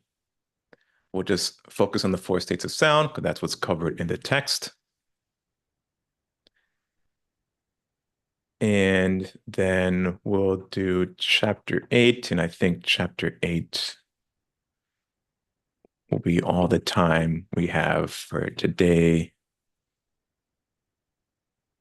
And then we'll leave the rest for another time or for your own private study. So the 4 states of sound. Within the ancient teachings of yoga, there's the science of sound or mantra sastra, which shed some light on the formation of man's consciousness and its levels of operation. A study of this ancient science will help the student to begin to understand the teachings of the 4 aspects of creation delivered to the world by Dr. George King after his physical contact with Mars Sector 8. For more information on that, I invite you to listen to the lecture by that same title, The 4 Aspects of Creation, given by Dr. George King. It's available on the Aetherius Cloud site. Very good lecture, and quite an advanced lecture too.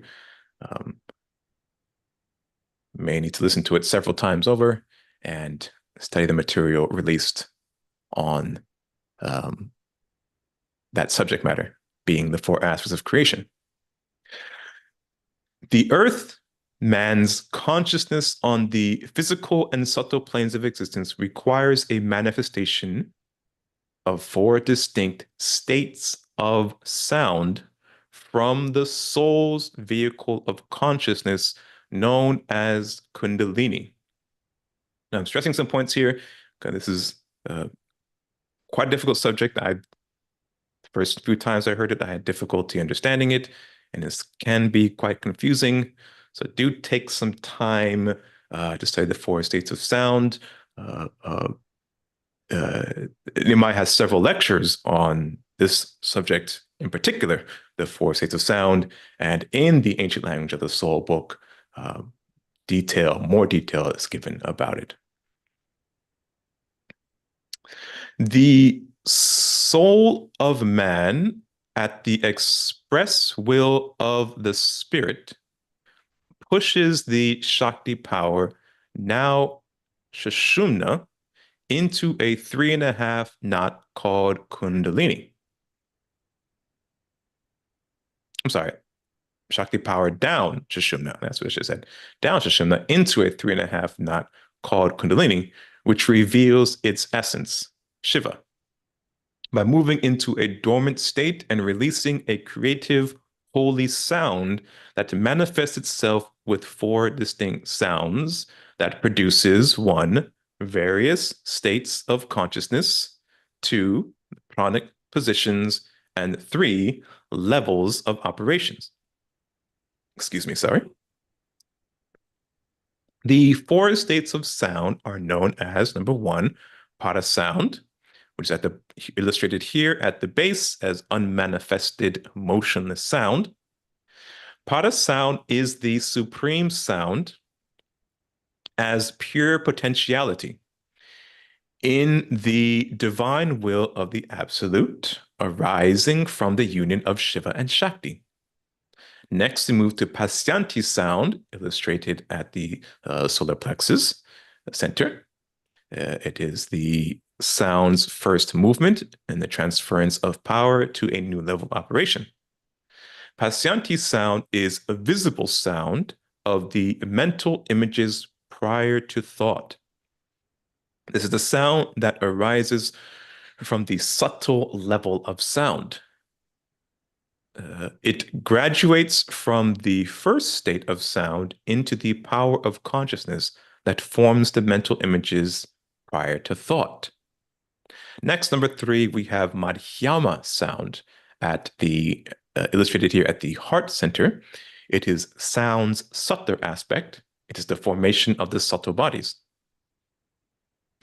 Madhyama sound is the intermediate level of sound as manifested thought. It is the level where the visible sound, pasyanti, graduates to manifested thought forms with continuous motion. It is here where this level of sound builds motion before it solidifies into gross audible sound. And number 5, Vakari sound. Number 4, Vakari sound. Sound's gross aspect, thought to subtle sound bodies encased by gross. Vakari sound is manifested sound, a gross, coarse, audible sound. This is the final step in the 4 levels of graduated sound. It is the solidification of sound in gross intelligent form. At this level, consciousness exists on several realms of existence, the casual and superconscious realm, the etheric realms, the mental realms, the astral realms, and physical realm. Now, what helps to, or what helped me to understand it is really to study this diagram. All right, so this, why we have the unmanifested para sound at the base, and as it moves up, it gets grosser and grosser, is because it happens after the involutionary process, as we mentioned here, when the soul pushes the Shakti power down to Shumna, and it is that moving of the power down to Shumna that is involution, represented here. Then when that Shakti power reaches the the Muladhara, it goes into a dormant state. And in that dormant state, it wraps itself in a 3.5 knot, and then the Kundalini is expressed. So remember that when you're trying to wrap your mind around the 4 aspects of sounds. It really helps if you remember the mystic constitution of man and apply that with the 4 states of sound.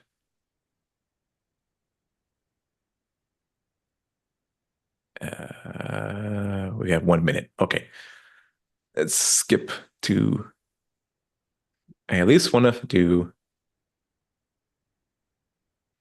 through chapter 8, and then that'll be it for today.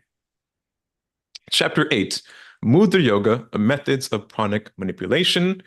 We looked at the 5 groups of Mudra Yoga. Looked at the mudra power of each finger.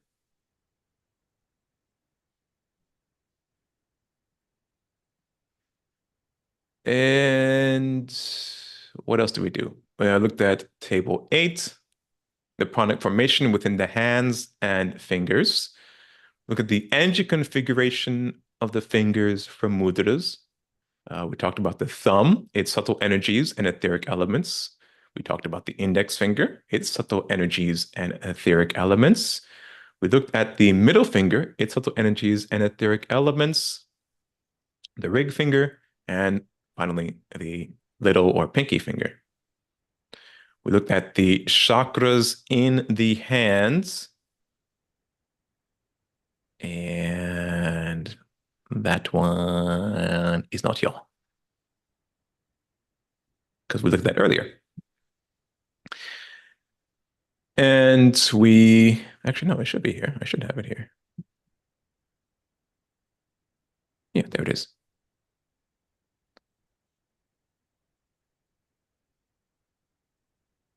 I'll put it up at the end.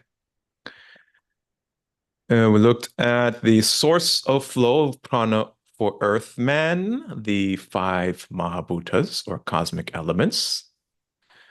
We dived a bit deeper into the information on prana, and we looked at the conscious aspect of prana.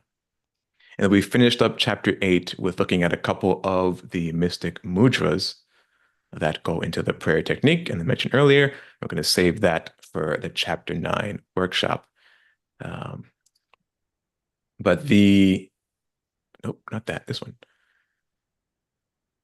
the hand diagram showing the 5 prana associations. This is the one that was included in the book.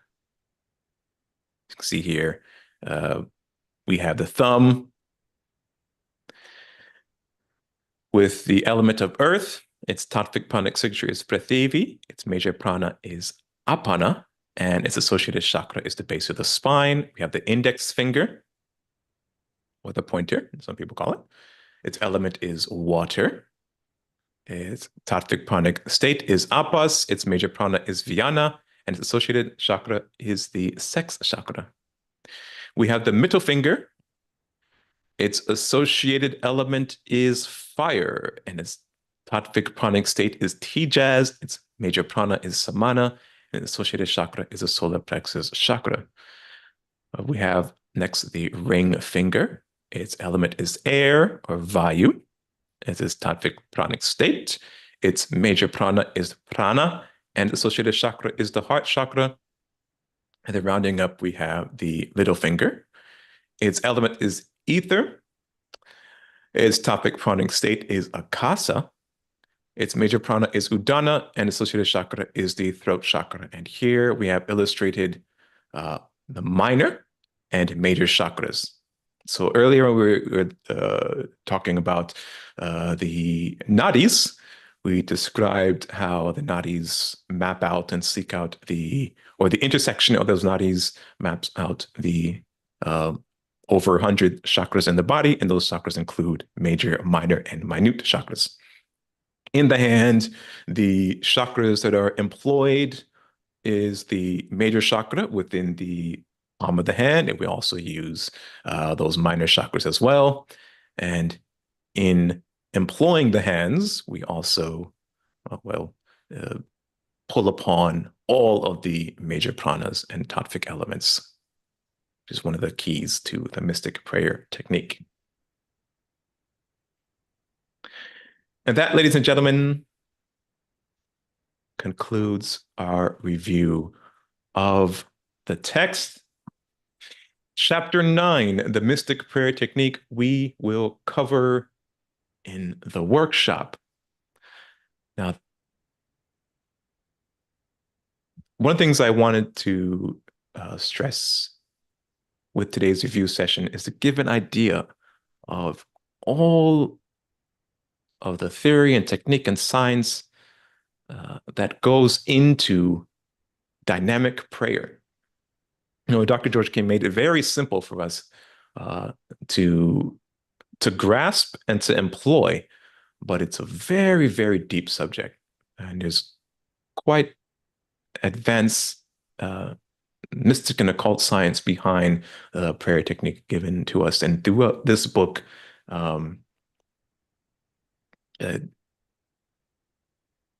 Nehemiah scratches the surface of the science of prayer. And it may seem like it's quite a bit, but it's a very, very deep subject.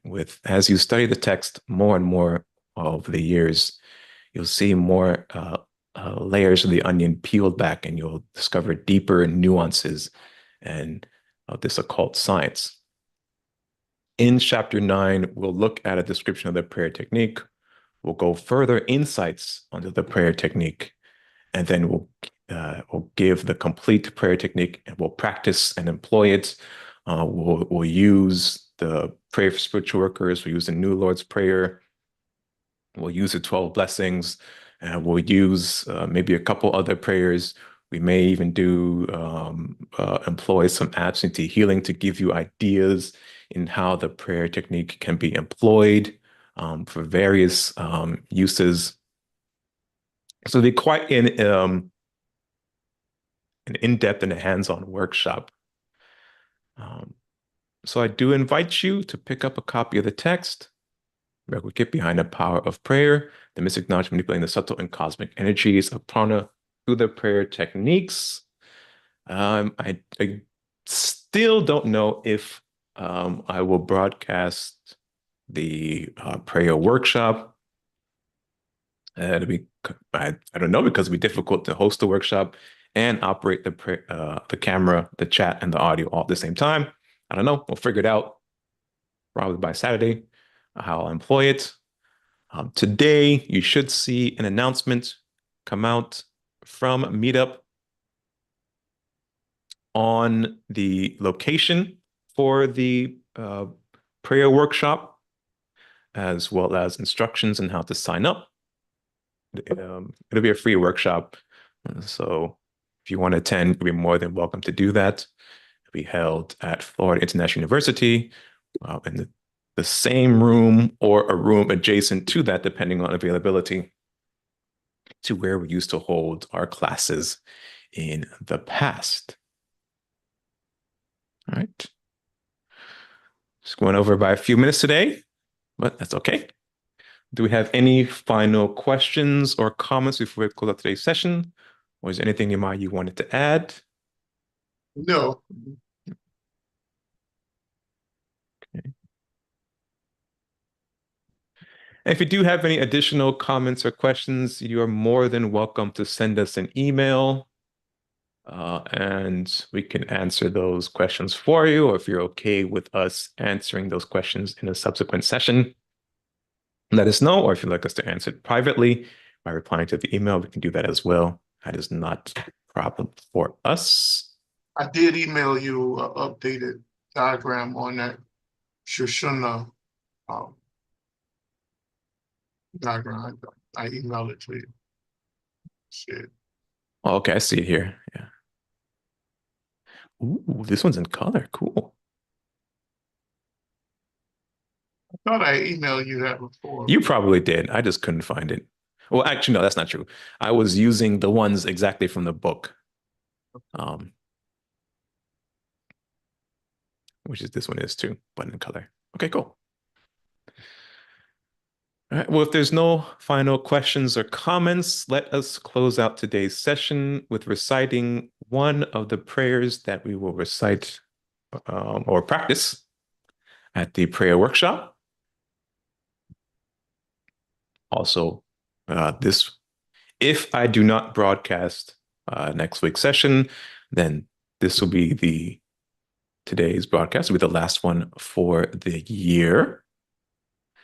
And we'll pick up again in January,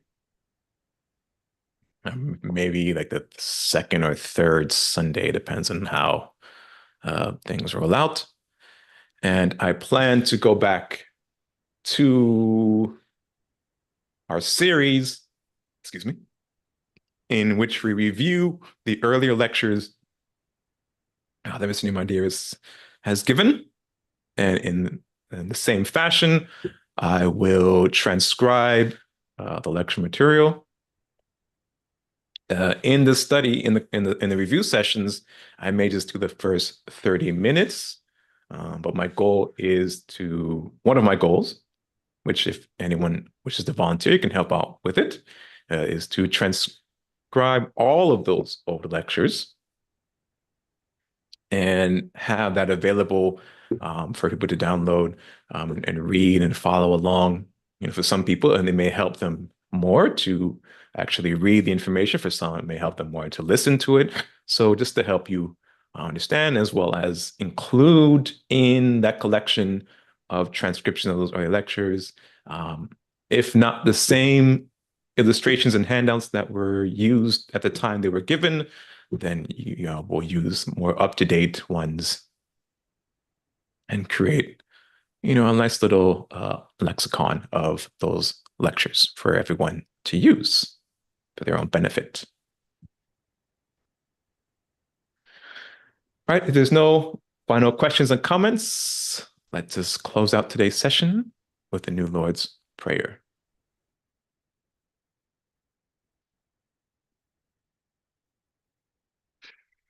The New Lord's Prayer.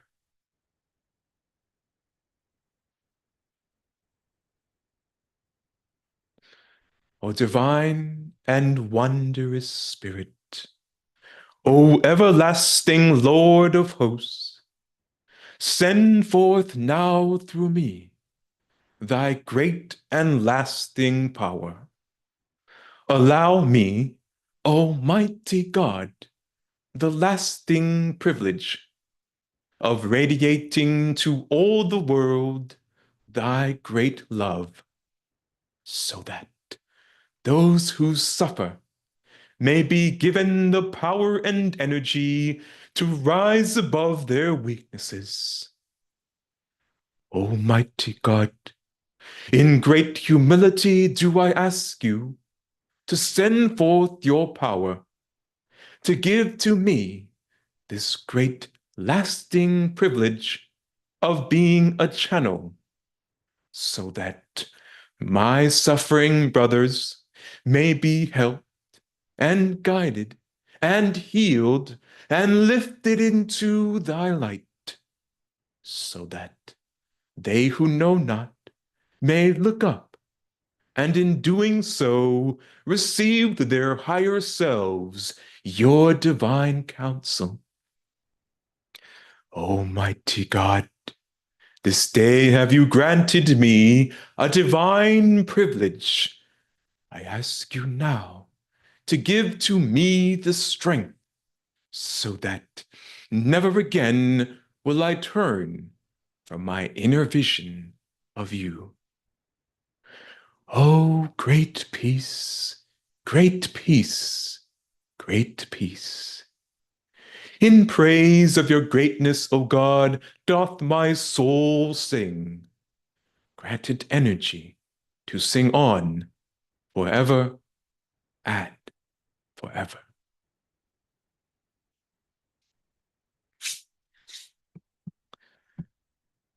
All right. Thank you very much, everyone, for your kind attendance and participation.